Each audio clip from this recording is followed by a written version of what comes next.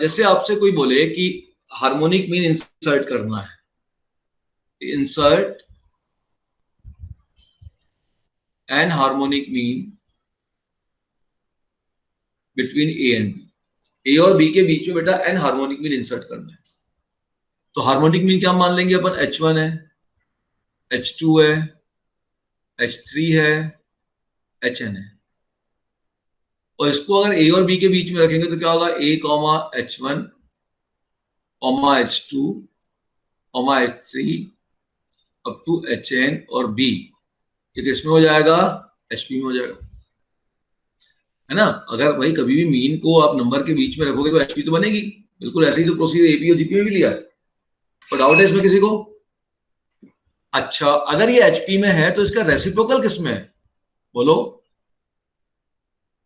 तो 1/a,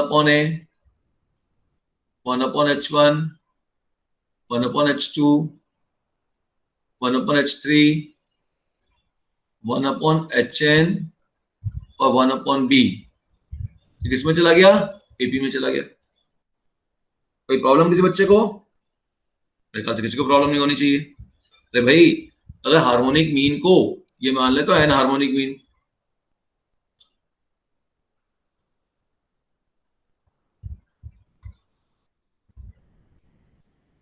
late n harmonic mean आ रही है, और जब हार्मोनिक मीन को मैं ए और बी के बीच में रखूंगा तो सीरीज एचपी में ही जाएगी, जैसे एपी में गई थी, एचजीपी में गई थी, वैसे इसमें भी होगा। अब एचपी की सीरीज बन गई तो मैंने रेसिप्रोकेट कर दिया, रेसिप्रोकल किस में चला गया, सभी बताओ, बोलो, एबी में चला गया। अच्छा, अब मैंने कहा एक काम करो, इसको मल्टीप्लाई कर दो एबी से। अब जो बोल रहा हूँ ध्यान सुनते आना, धीरे धीरे मैं बढ़ते जा रहा हूँ रिजल्ट की तरफ।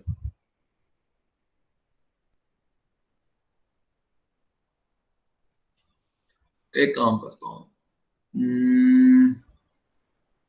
ठीक है, पहले वो बेसिक कहानी समझा देता हूँ, फिर ये वाली कहानी समझाऊँ। अब अगर ये एपी की सीरीज है तो मैं यहाँ पे इसका ए मालूम है, लास्ट टर्म मालूम है, मैं डी निकाल सकता हूँ, है ना। कोई बताएगा इसका डी क्या आएगा? कोई बताएगा इस एपी के इसका डी क्या आएगा? अरे डी निकालने का सिंपल तरीका क्या था, वैल्यू का डिफरेंस डिवाइडेड बाय सफिक्स का डिफरेंस। डी निकालने का, किसी भी एपी की सीरीज का डी निकालने का तरीका क्या था, बोलो, वैल्यू का डिफरेंस। कौन है वैल्यू, 1/b, और कौन है वैल्यू, 1/a, अपॉन सफिक्स का difference, h1 h2 hn +1 hn +1 hn +2। तो ये hn+2 पोजीशन की वैल्यू है, तो लोअर सफिक्स कितना है, n+2 माइनस फर्स्ट टर्म 1, हो गया, ये हो गया आपके पास डी। तो डी आपके पास हो जाएगा 1/n+1 इंटू दिस मच। तो आप कह सकते हो a minus B upon A B into n+1। देखो, अरे बेटा, एचपी को जब तुम एपी में ले आए तो एपी के फॉर्मूले तो है हमारे पास ना, कि भाई कोई भी सीरीज अगर एपी में है तो उसका डी लिखने का तरीका बहुत सिंपल है, उसकी वैल्यू का डिफरेंस, तो लास्ट टर्म और फर्स्ट टर्म की वैल्यू का डिफरेंस, क्योंकि इसका वैल्यू मालूम है, इनकी वैल्यू थोड़ी मालूम है, अपॉन सफिक्स का डिफरेंस। ये तो एच n+2 पोजीशन पे है, n+2 पोजीशन पे है, तो n+2 सफिक्स हो गया, और ये फर्स्ट हुआ, फर्स्ट टर्म हुआ तो -1, ये आ गया आपके पास, ये डी आ गया। अब 1/h1 क्या हो जाएगा, 1/a + d। कोई प्रॉब्लम? अरे बेटा, ये एपी में है तो ये कौन सा टर्म है, अगर ये फर्स्ट टर्म है तो ये उसमें डी जोड़ दूंगा तो ये टर्म मिल जाएगा, इसमें डी जोड़ दूंगा तो ये टर्म मिल जाएगा, तो 1/h1 आ जाएगा 1/a + d। अब यहां से अगर आपको h1 निकालना है तो निकाल लीजिए डी की वैल्यू रख के, ठीक है, क्लियर। बहुत बार क्या होता है, हम यहाँ पर h1 माइनस या ऐसी वैल्यू पूछते हैं, तो वो वैल्यू हम निकाल लेंगे। तो इस तरीके से आप h1 निकाल सकते हो, यहां से 1/h2 निकालना है तो क्या हो जाएगा, 1/a + 2d। ये 2d की वैल्यू या d की वैल्यू यहां पर रख दीजिए, आपको ये 1/h2 मिल जाएगा। तो अगर आपको 1/h1 1/h2 इन सब की जरूरत है तो आप ऐसे कर सकते हैं, डी निकाल के वैल्यू पुट करके वैल्यू निकाल लीजिए और क्वेश्चन पुट कर लीजिए, ठीक। हम ऐसा काम जो है ना एचपी में थोड़ा सा अवॉइड करते हैं, क्योंकि बहुत लंबा कैलकुलेशन होता है इसमें, ठीक। अच्छा, अब समझिए, ध्यान से सुनना, ये जो 1/h1 1/h2 1/hn है, ये क्या है, ये अर्थमेटिक मीन है कि हार्मोनिक मीन है? ये तो आपने निकालना सीख लिया ना, ये मैं मान के चल रहा हूं आप निकाल लोगे। अब बताओ H1 H2 H3 HN HP में थे क्योंकि ये हार्मोनिक मीन था, ये सीरीज एपी में है। देखो H1 हार्मोनिक मीन है लेकिन 1/H1 क्या है, arithmetic mean. H2 harmonic mean है लेकिन 1/H2 अर्थमेटिक मीन है। तो ये सभी अर्थमेटिक मीन का सम क्या होगा, अर्थमेटिक मीन के सम की बात हो गई है, 1/H1 1/H2 1/HN। And harmonic mean H1 H2 H3 harmonic mean है, ध्यान रखना, बट 1/H1 1/H,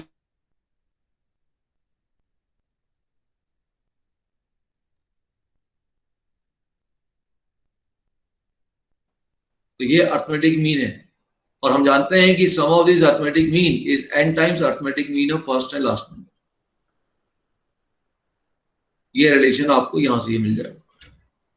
देखिए मैं मैक्सिमम चीजों में एपी के जहां रिजल्ट लग रहा है बिल्कुल लगा रहा हूं,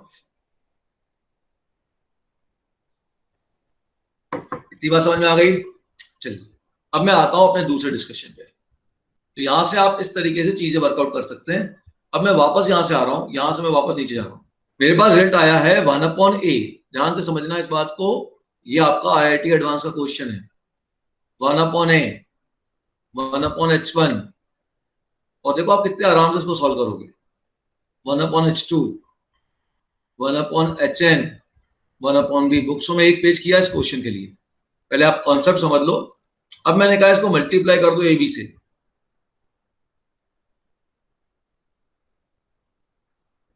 AB से जैसी मल्टीप्लाई करूंगा तो यहां देखो ये A से A कट जाएगा, B बचेगा।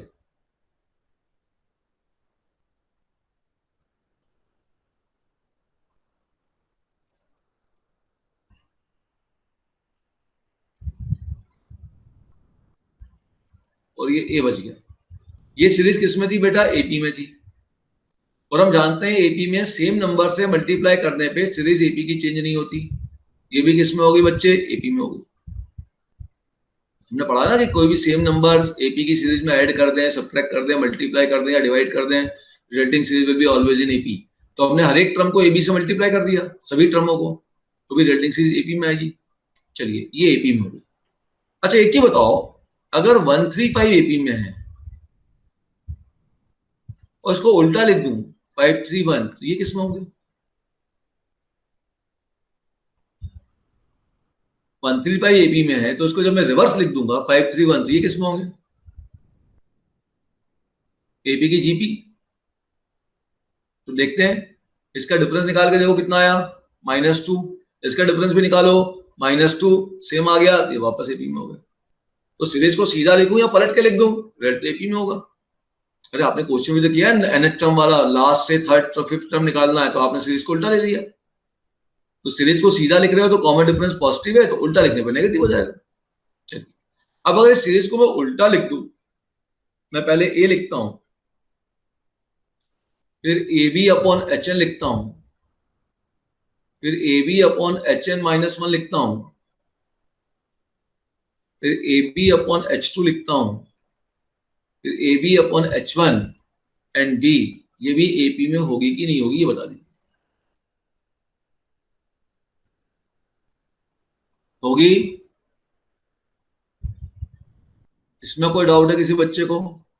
थोड़ा ये कॉन्सेप्ट समझिएगा बच्चों, ठीक। अच्छा अब मैंने मान लिया कि A और B के बीच में let an arithmetic mean between A and B ले लिया। A और B के बीच में मैंने एन अर्थमेटिक मीन रख दिया, ठीक है। तो वो कौन से हो गए एन अर्थमेटिक मीन? वो होगा A1 A2 A3 AN-2 AN-1 AN और B, ये AP में होगा। जवाब चाहिए मुझे। अरे बेटा मैं कह रहा हूं कि A और B के बीच में मैं एन अर्थमेटिक मीन रख रहा हूं, तो जब मैं एन अर्थमेटिक मीन A और B के बीच में रखूंगा तो पूरी सीरीज वापस AP में होगी कि नहीं होगी? बोलो, होगी? हाँ या ना, जवाब चाहिए। अरे अर्थमेटिक मीन रखूंगा तो AP में तो होगी, ज्योमेट्रिक मीन रखूंगा GP में होगी, हार्मोनिक मीन रखूंगा तो HP में होगी, उसमें कौन सी बात है? अच्छा, अब अगली बात को गौर से देखिए। क्वेश्चन इक्वेशन 1 और इक्वेशन 2, इक्वेशन तो नहीं है वो, सीरीज 1 और जो सीरीज 2 मैंने मार्क कर रखी हैं ग्रीन पेन से, उसमें आप ध्यान से देखिए कि इन दोनों का फर्स्ट टर्म और लास्ट टर्म सेम है। दोनों सीरीज एपी में है, दोनों सीरीज एपी में है, और दोनों सीरीज का फर्स्ट टर्म और लास्ट टर्म सेम है। और जो अंदर जितने हमने अर्थमेटिक मीन इंसर्ट किए हैं, इसमें भी एन किए हैं और इसमें भी एन किए हैं। तो अगर फर्स्ट और लास्ट टर्म सेम है और बीच में नंबर रखने, जितने नंबर रखने हैं उसकी संख्या भी सेम है। मान लो मैंने कहा कि साहब 2 है, और सपोज कर लो कि मैंने कहा 2 है और मान लो कि 20 है। 2 और 20 के बीच में मुझे 5 अर्थमेटिक मीन रखने हैं। दूसरी सीरीज में भी यही कह दिया 2 और 20 के बीच में 5 अर्थमेटिक मीन रखने हैं। तो उससे सीरीज सेम बनेगी कि अलग बनेगी, सोचो। ऐसा समझो उसको। मान लो मैंने कहा 2 है, 2, 4, 6, 8, 10, 12। तो ये मैंने कहा 2 एक नंबर है ए, और 12 आपका दूसरा नंबर है बी, और मैंने कहा इसके बीच में ये मैंने 4 अर्थमेटिक मीन रख दिए। ठीक है ना। फिर एक बच्चे ने बोला यार ये अर्थमेटिक मीन मैंने इस तरीके से रख दिए। ये भी अर्थमेटिक मीन ही है, ध्यान रखना, these are the arithmetic mean. H1 harmonic mean है, बार बार कह रहा हूं, H1 हार्मोनिक मीन है, लेकिन 1/H1 अर्थमेटिक मीन है। तो A B upon H1 arithmetic mean का ही वैल्यू है।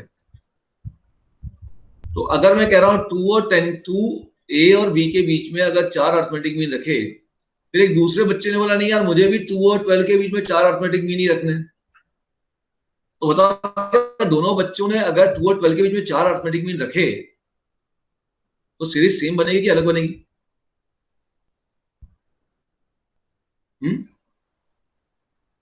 वो तो ऑटोमेटिक क्लियर दिख रहा है कि जो पहला वाला जो बनाएगा ये नंबर, बीच वाले नंबर, और दूसरे के भी यही बनेंगे, क्योंकि स्टार्टिंग एंडिंग का नंबर भी सेम है और बीच में जो अर्थमेटिक मीन रख रहा हूं वो भी दोनों 4 ही रख रहे हैं।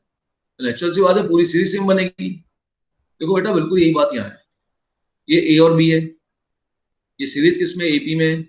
ए और बी के बीच में कितने अर्थमेटिक मीन है? ये अर्थमेटिक मीन है, ध्यान रखना, बार बार बोल रहा हूं, एन अर्थमेटिक मीन है। और यहाँ ए और बी के बीच में कितने अर्थमेटिक मीन है? यहाँ भी एन अर्थमेटिक मीन है। तो जब स्टार्टिंग एंडिंग का नंबर सेम है और नंबर ऑफ मीन जो बीच में रख रहे हैं वो भी हमारे सेम है, तो नेचुरल सी बात है पूरी सीरीज सेम होनी चाहिए। डाउट? तो अब इसका मतलब ये जो इक्वेशन 1 और 2 जो मैंने लिखी है, रिलेशन 1 और 2 जो लिखा हुआ है, ये एग्जैक्टली आइडेंटिकल है। इसका मतलब इसकी जो वैल्यू है, इस वाले टर्म की वैल्यू और इस वाले टर्म की वैल्यू बिल्कुल सेम होनी चाहिए। क्योंकि भाई अगर दूसरा भी 2 और 12 के बीच में 4 अर्थमेटिक मीन लिखेगा तो उसका पहला नंबर 4 ही आएगा ना, दूसरे का भी 6 आ जाएगा कि 8 आ जाएगा? ये तो पॉसिबल नहीं है, क्योंकि दोनों सीरीज एग्जैक्टली सेम बनेगी। ये बात समझ में आई? मैंने कहा आस्था को 2 और 12 के बीच में 4 अर्थमेटिक मीन लिखो। फिर मैंने कहा सृष्टि को कि तुम भी 2 और 12 के बीच 4 अर्थमेटिक मीन लिखो। क्या तुम दोनों का आंसर अलग आएगा कि सेम आएगा? सेम ही आएगा। यहां भी तो वही कह रहा हूं, ए और बी के बीच में एन अर्थमेटिक मीन रखो, इसमें भी वही कह रहा हूं, ए और बी के बीच में एन अर्थमेटिक मीन रखो, तो नेचुरल सी बात है इनके आंसर सेम ही आएंगे। मतलब ये वैल्यू इसके इक्वल होनी चाहिए। और क्या, और ये वाली वैल्यू, ये डब्बा इस डब्बे के इक्वल होना चाहिए। और क्या, और ये वाली वैल्यू बी के पहले वाली और इस यहां बी के पहले वाली, ये इक्वल होनी चाहिए। हाँ या ना? क्योंकि मैंने अभी मोबाइल को ज्वाइन नहीं, कनेक्ट नहीं किया है, इसलिए आप मुझे जवाब दे दीजिए। क्या ये सबको क्लियर हो गया है? इतनी छोटी सी बात, बहुत छोटी सी बात कह रहा हूं भाई। मैं आपको है ना, मैं आपको क्वेश्चन देता हूँ 2 और 12 के बीच में 4 अर्थमेटिक मीन रखो। अब स्पर्श बनाएगा तो भी यही रखेगा, है ना? क्लियर? और विहान बनाएगा तो भी यही रखेगा, सभी वही रखेंगे। यार तुम बच्चे लोग बड़ा रेगुलर एब्सेंट हो रहे हो, मैं देख रहा हूँ, कभी कोई आता है कभी नहीं आता, इससे बड़ा दिक्कत हो जाएगा, फिर उससे तो बहुत प्रॉब्लम में आ जाओगे। रेगुलर आइए, कोई डाउट हो कोई प्रॉब्लम हो तो बताइए, आप कोई दिक्कत नहीं है। तो इसका मतलब यहां पर ये हुआ, यही कॉन्सेप्ट है जिसका आईआईटी में क्वेश्चन पूछा है। अब ये क्या हुआ कि दोनों सेम हो गए, it means A B upon H N must be equal to A one. तो यहां से रिजल्ट क्या निकला, यहां से रिजल्ट ये निकला कि H N into A one is equal to A into B. मतलब हार्मोनिक मीन और अर्थमेटिक मीन अगर सेम नंबर के बीच में इंसर्ट किए जाए तो उन दो हार्मोनिक मीन और अर्थमेटिक मीन का प्रोडक्ट जिनके लोअर सफिक्स का सम, सुन लो बहुत ध्यान से, जिनके लोअर सफिक्स का सम, अब ये बारीकी बातें आपको धीरे धीरे नोट करिए कॉपी में, जिसके लोअर सफिक्स का सम n+1 होगा उनका प्रोडक्ट हमेशा ए बी होगा, उनका प्रोडक्ट हमेशा ए बी होगा। जैसे कोई बोले कि साहब मुझे A7 का प्रोडक्ट करना है हार्मोनिक से, तो किससे करूं, तो यहाँ वो लिख दो जिससे कि सम करने पे n+1 आ जाए, तो यहाँ पे n-6 लिख दो। इन दोनों का प्रोडक्ट हमेशा ए बी, इन दोनों का सम हमेशा n+1 होना चाहिए। समझ गए, क्लियर? चलिए अगला पॉइंट समझिएगा, ये नोट कर लीजिए, अच्छे से पूरा नोट करना है आपको, इसको मार्क करिए, इन बातों को मार्क करिए। अब अगली बात समझिए, मेरी बहुत अगली बात ध्यान से समझिएगा। इस एपी में बात करते हैं, हमने एपी में पढ़ा था स्टार्टिंग और एंडिंग से इक्वी डिस्टेंस टर्म का सम, स्टार्टिंग से फर्स्ट टर्म A1, एंडिंग से फर्स्ट टर्म AN, इसका sum is always equal to sum of first and last. ये पढ़ा। अब इस क्वेश्चन यहां से रिजल्ट लिखने के दो तरीके पॉसिबल है। इस A1 को, A1 और E बराबर है तो A1 को इससे रिप्लेस करो,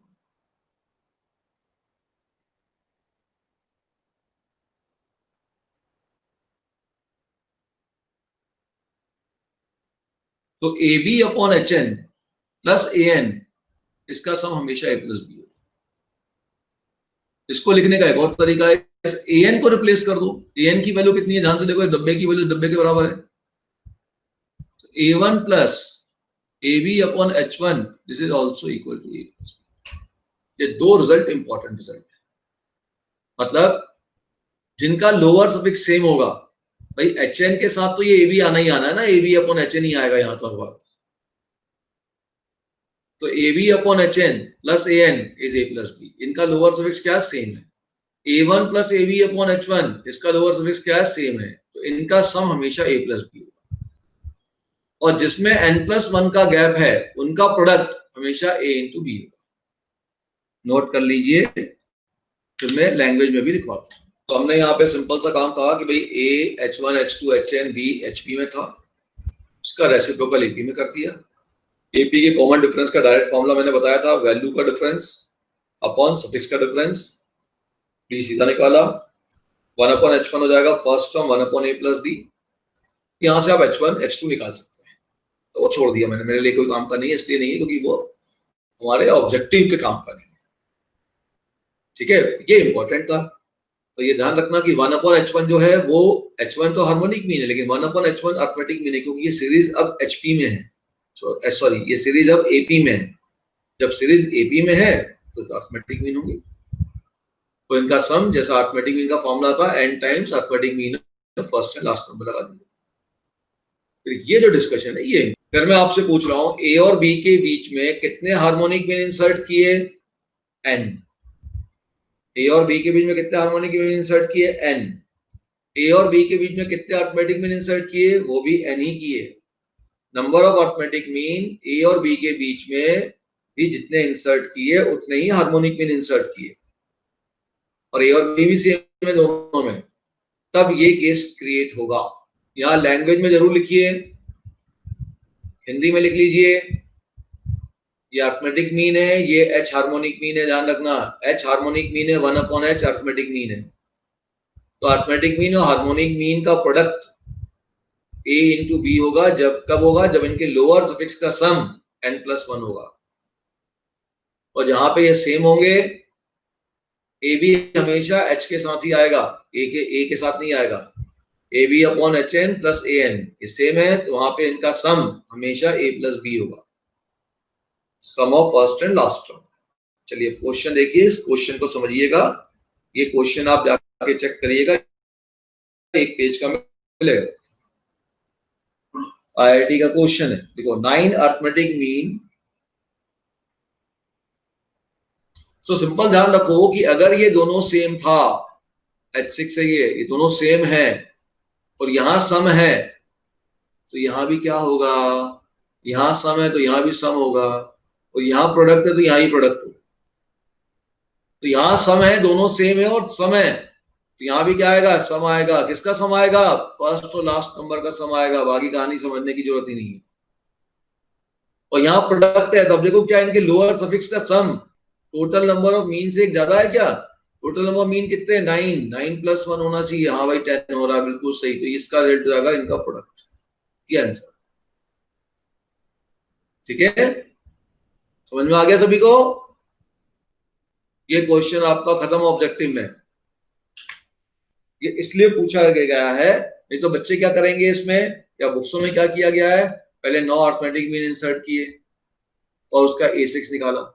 देखो मजेदार काम क्या किया हमने, A6 निकाला, फिर 9 हार्मोनिक मीन इंसर्ट किए, उस हार्मोनिक मीन को अर्थमेटिक मीन में कन्वर्ट किया, फिर उससे ये H6 निकाला और फिर वैल्यू पिट। इतना नहीं करना, मैंने जो कॉन्सेप्ट बताया उसको देख लीजिए अच्छे से, बस ये खत्म है आपका आइडिया क्वेश्चन। फिर से देख लीजिए, वॉच कर लीजिए, कहीं कोई डाउट है किसी को तो बता दीजिए। तो ध्यान रखना कि प्रोडक्ट के समय हमें क्या करना है, लोअर सफिक्स का सम देखना है, और यहां रिजल्ट भी प्रोडक्ट में ही आएगा। तो सम में ये सेम होना चाहिए और यहां रिजल्ट भी सम में आएगा। याद हो गया? रटा होना चाहिए। ऐसा कुछ नहीं कि सर हम मैथ्स रट रहे हैं, अरे कोई मैथ्स रट थोड़ी समझ रहे हो, उसके बाद उसको रिजल्ट को याद करना पड़ेगा ना। जो रिजल्ट है ऑब्जेक्टिव के, वो तो रिजल्ट होने चाहिए, याद होने चाहिए। चलिए अब अगला रिजल्ट समझिएगा। देखो, ये जो अर्थमेटिक मीन होता है वो होता है क्या? होता है a+b/2। ज्योमेट्रिक मीन क्या होता है? √ab। हार्मोनिक मीन अभी हमने बताया क्या होता है? 2ab/a+b। अब इस हार्मोनिक मीन को मैंने लिखना चालू किया, मैंने कहा h को ऐसा लिख दो बच्चे, ab/a+b/2, और ab को लिख दो g², और a+b/2 को लिख दो a। तो देखिए यहां से एक रिजल्ट बन गया कि g² = ah। इसका मतलब ये हो गया कि जो अर्थमेटिक मीन है और जो ज्योमेट्रिक मीन है और जो हार्मोनिक मीन है, ये तीनों भी जीपी में है। अरे हुआ कि नहीं हुआ? Arithmetic mean, geometric mean, harmonic mean किसमें है बच्चों? जीपी में। Arithmetic mean, geometric mean, harmonic mean किसमें है? मन में बोलो, जीपी में है। बोलो 3 बार, याद होना चाहिए। Arithmetic mean, geometric mean, harmonic mean GP में है। g² = ah। चलिए अब एक क्वेश्चन देखते हैं। देखिए क्वेश्चन में दे रहा हूं, सीधा क्वेश्चन, और इस क्वेश्चन के अंदर लास्ट क्लास में मैंने जो रिजल्ट पढ़ाया था उसका यूज करवाऊंगा आपसे। If ratio of harmonic mean upon geometric mean is 12/13, और इसका रेशियो कितने के बराबर है बच्चों? m/n, then what is the ratio of this number a/b? पिछली क्लास में बताया था, प्रूफ भी लिया था, बोला था रट डालिएगा। तो क्या था रेशियो ऑफ नंबर? बोलो, m plus √m² minus n² upon m minus √m² minus n²। दिया था पिछली क्लास में, क्वेश्चन में कराया था इस पे। तो भाई साहब, अगर अर्थमेटिक मीन और ज्योमेट्रिक मीन का रेशियो मालूम है तो मैं उसके नंबर का रेशियो लिख सकता हूं, और मुझे ये याद होना चाहिए, ये दिमाग में रखना है, अदरवाइज वही आप फिर सॉल्व करिए पूरा। ये तो अपन ने प्रूफ ही लिया था, 3 मेथड बताए थे इसको प्रूफ करने के। तो अब ये सोचो कि क्या इस हार्मोनिक मीन और ज्योमेट्रिक मीन को आप अर्थमेटिक मीन और ज्योमेट्रिक मीन के रेशियो में ला सकते हो? ये आपको अब सोचना, क्या आप अर्थमेटिक मीन और ज्योमेट्रिक मीन या हार्मोनिक मीन को अर्थमेटिक मीन और ज्योमेट्रिक मीन के रेशियो में ला सकते हो? मतलब एच को भगाना है यहां से, और एच की जगह किसको लाना है? ए को लाना है। तो हमारे पास ये रिजल्ट है कि भाई g square equal to a h. देखिए ध्यान से, ये रिजल्ट है ना, g square equal to a. तो what is h now? H क्या हो जाएगा? G square upon a. तो एच को भगाना है तो जी स्क्वायर, एच की जगह जी स्क्वायर अपॉन ए लिख दो। किसी एक को भगाना है दूसरे के टर्म में, ये रिजल्ट काम आएगा। तो चलिए एच को लिख दिया मैंने G square upon a whole divided by G is 12 by 13। एक जी से जी कट गया। So now you have g upon a equal to 12 by 13. So what about a by g? So a by g is equal to 13 by 12. और a by g अगर 13 by 12 मिल गया, m by n मिल गया, तब तो बच्चे इस number का ratio का मेरे पास तो रिजल्ट है। ये हो गया क्या? m कौन है? 13 और n कौन है? 12।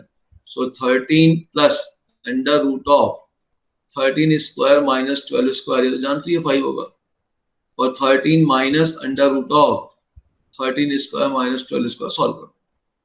फिर एक और क्वेश्चन ले लेते हैं, लास्ट क्वेश्चन आज के लिए, बीच में बहुत डिस्टर्बेंस हो गया था। सो सिंपल क्वेश्चन ले रहा हूं बिल्कुल। इसके ये क्वेश्चन और पिछला क्वेश्चन दोनों बहुत इंपॉर्टेंट। आज मैंने कम से कम आपको 4 या 5 ऐसे इंपॉर्टेंट पॉइंट दिए हैं जिनको आपको नोट करना है अलग से। रेड पेन से उसको नोट करिएगा अपनी कॉपी के अंदर, क्योंकि वो पॉइंट से आपके ऑब्जेक्टिव क्वेश्चन बहुत तेजी से बनेंगे। बाकी कैलकुलेशन जहां आएगा वो तो करना ही पड़ेगा। इफ a की power x is equal to b की power y is equal to c की power z is equal to d की power w and this process will continue. तो हमने डॉट डॉट डॉट लगा दिया, सो परेशान नहीं होना कि सब बहुत सारे टर्म है। आप इसको यहीं पे रोक दो, 4 को ही लेके सॉल्व कर दो, तो जो रिजल्ट 4 के लिए होगा वो बाकी के लिए भी होगा, है ना? तो आप यहीं पे रोक दो इसको, ठीक है? यहाँ 4 पे रोक देना है इसको। क्या कॉन्सेप्ट लगाओगे बताओ? पहले मैं आपको सब्जेक्टिव तरीका बता दूं, फिर उसके बाद ऑब्जेक्टिव तरीका बता दूं, सोचेंगे कैसे आप। हम ऐसा लिख दें a की पावर x, क्योंकि ये स्कूल में भी आ सकता है क्वेश्चन, 3 टर्म पे आ सकता है। मेरे ख्याल से ये क्वेश्चन स्कूल के एनसीईआरटी बुक में दिया भी है। इक्वल टू कांस्टेंट के ऐसा हमने मान लिया, तो a की पावर x कितना हो जाएगा? k हो जाएगा। तो a कितना हो जाएगा? k की पावर 1। सिमिलरली b कितना हो जाएगा? भाई हमें क्या चाहिए? बेस चाहिए ना। अब जब बेस चाहिए तो पावर को हम रूट में ले आएंगे, और उसी प्रकार से b निकाल लोगे तो b हो जाएगा k की पावर 1 by y, c हो जाएगा k की पावर 1 by z, और d हो जाएगा k की पावर 1 by w। अच्छा, उसने क्या बोला? ABCD जीपी में। अगर ABCD जीपी में, इसका मतलब क्या हो गया? बोलो क्या करोगे ABCD जीपी में? तो उनका कॉमन रेशियो सेम होना चाहिए, ठीक है? तो कॉमन रेशियो सेम कर दो। तो k की power, since ABCD are in GP, पहले 4 टर्म ही ले रहा हूं, तो k की power 1 upon y upon k की power 1 upon x is equal to k की power 1 upon z upon k की power 1 upon y is equal to k की पावर 1 अपॉन w k की पावर 1 अपॉन z, ठीक है? Okay. अब ये m की पावर n अपॉन n की पावर n लग गया, तो माइनस हो गया। 1 upon y minus 1 upon x is equal to 1 upon z minus 1 upon y is equal to 1 upon w minus 1 upon z। मतलब इनका डिफरेंस, इसका डिफरेंस, इसका डिफरेंस सेम है।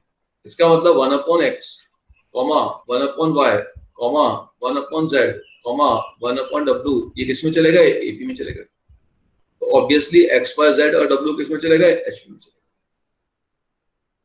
ठीक है? ये सीधा सीधा प्योर कैलकुलेशन है। कोई प्रॉब्लम किसी को? बिल्कुल सीधा प्योर कैलकुलेशन,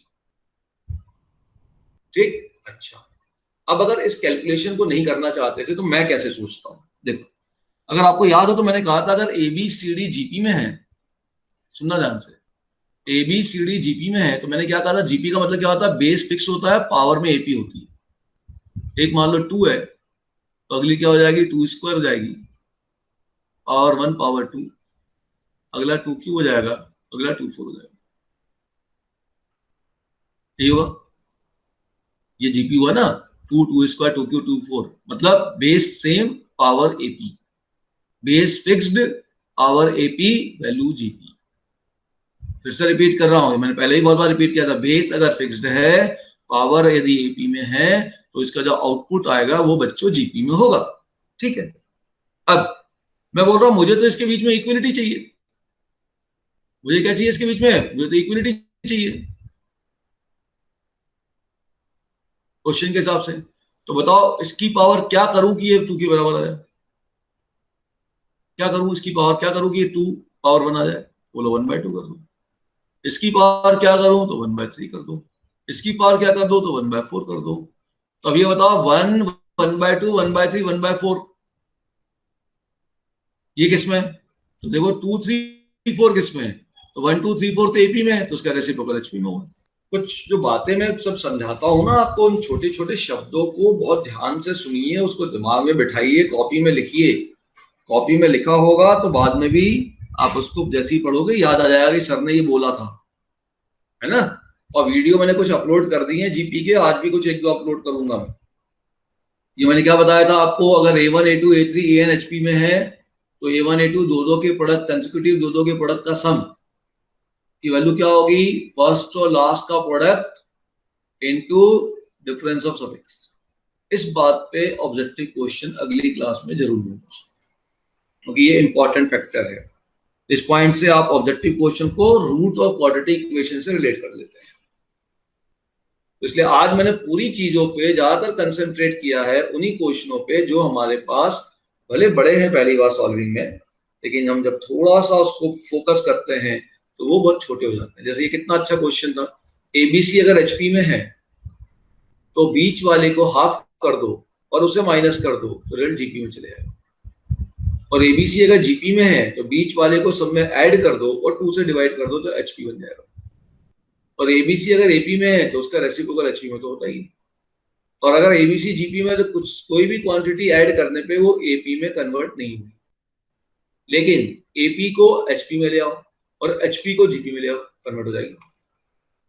तो अब मैं इंटर कन्वर्शन फटाफट कर सकता हूं क्वेश्चनों के अंदर। हो सकता है ये इस पैटर्न पे क्वेश्चन हो, ठीक है। जैसे क्वेश्चन दिया मैंने आपको, फिर मैंने ये आपको क्या बताया कि भाई अगर 4 नंबर है एबीसीडी, पहले 3 एपी में है और आखिरी 3 जीपी में है, तो ये नंबर हमेशा प्रोपोर्शनल होंगे। इसको इस तरीके से दिमाग में बिठा लीजिए, नंबर हमेशा प्रोपोर्शनल होंगे, A/B should be equal to C/D। ठीक, क्लियर। बाकी प्रूफ मैंने बता ही दिया आपको।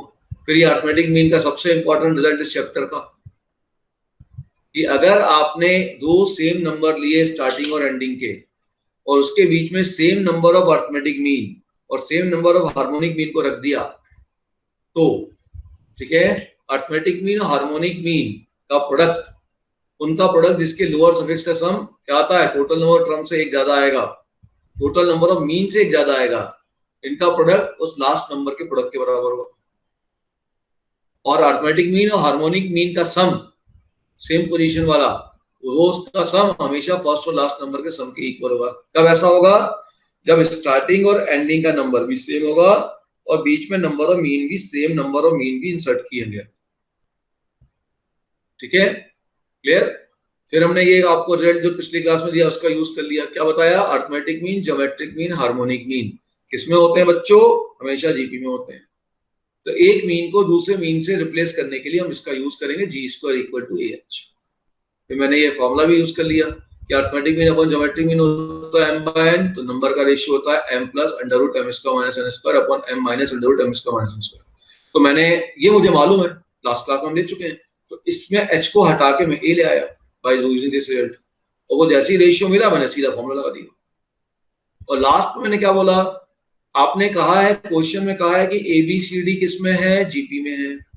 और मैंने बताया था जीपी का मतलब क्या होता है, बेस फिक्स्ड पावर एपी। तो मैंने एक सीरीज बना ली एबीसीडी अपनी तरफ से, 2 2 स्क्वायर 2 क्यूब 2 4, ये ए है, ये बी है, ये सी है, डी है। बेस सब जगह 2 रखा, पावर एपी में ले लिया, जीपी होगी। अब इसमें क्या मैं पावर करूं जिससे कि सब सेम बन जाए? तो भाई ये स्क्वायर है, इसको कैंसिल करने के लिए 1/2 कर दो, तब A2 के बराबर आएगा। इसमें 1/3 कर दो, 1/4 कर दो। अब देखो 1 2 3 4 तो एपी में है, तो 1 1/2 1/3 1/4 किस में चले गए? एचपी में, आंसर एचपी।